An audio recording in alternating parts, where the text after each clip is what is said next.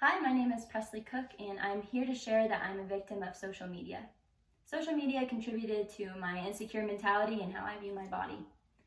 In high school, I was never the girl that felt like I had the beautiful face to match the body with big boobs and perfect butt. Being active on social media sites made me a slave to opinion and affirmation.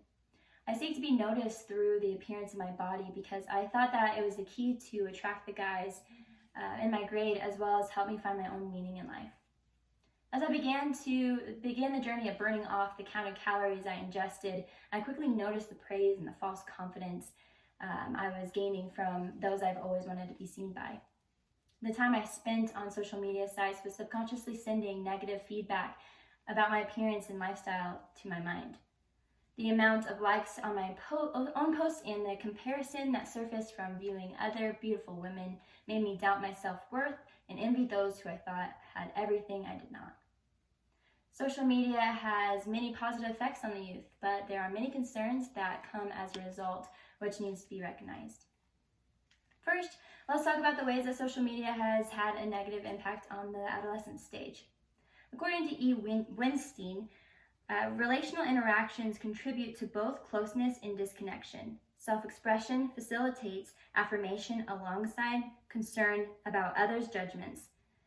Interest-driven exploration confers inspiration in distress. And browsing leads to entertainment and boredom, as well as admiration and envy.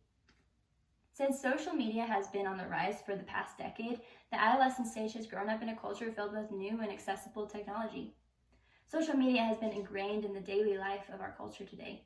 Children are growing up with cell phones, tablets, and other forms of technology that connect them to the world around them with only a single touch on a screen.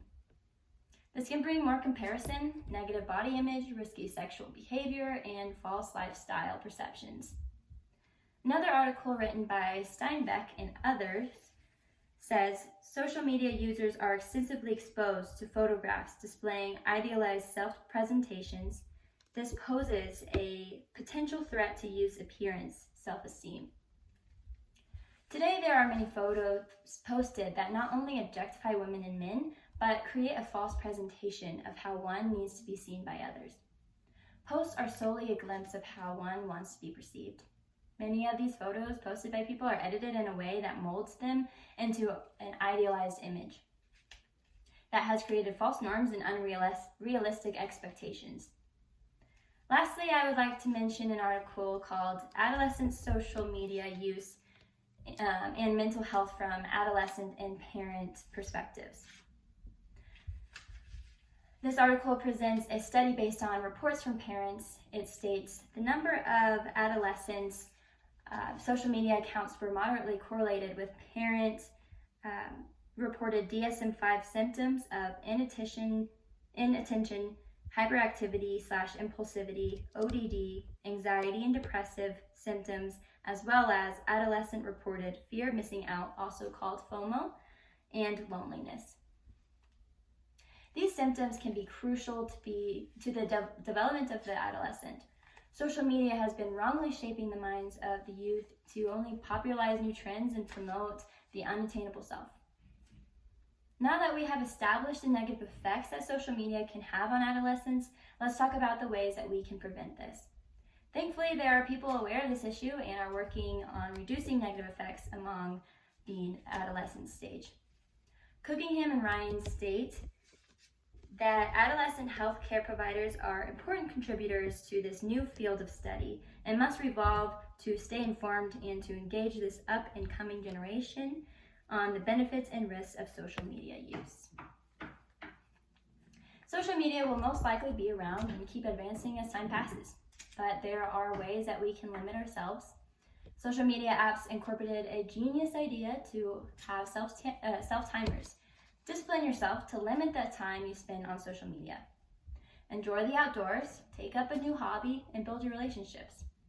Another way that people can prevent negative effects that social media can bring is to practice mindfulness.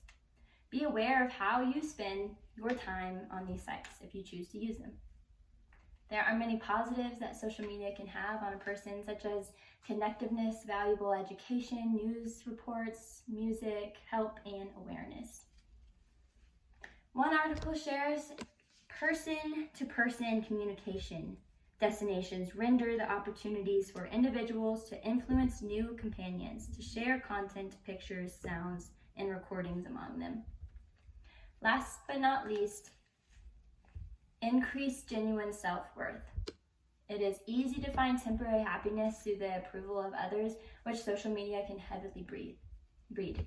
But find the things that make you stand out that do not have to do with evaluating yourself through the likes of others. If you like your outfit and want others to see how it looks on you, that's amazing. But you do not have comments affirming that. Remind yourself that you look great even if no one is going to tell you on Instagram. If you have a fun time with your friends last night, hold on to the moment as your own.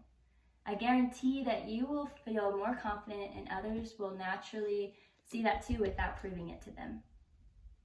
In conclusion, I have personally seen the ways that social media has negatively influenced my life. I have given up a lot of my time on social media because I learned that my worth does not fit in a posted picture or a 10-second video. My life has more depth and happiness than what I initially learned and put my body through. And your life means more than what your friends post, how many likes you get, or the nice comments people share. There are many positive things that can come out of having social media, and you do not have to give it up, but be mindful of the ways in which you choose to use it.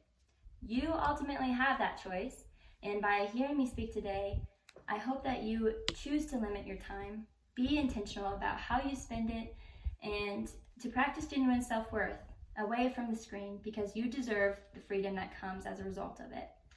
As a person who struggled with the negative effects of social media, I understand this issue immensely, and I encourage you to lead with me through example to stop the spiral of harm it has on our minds. Thank you.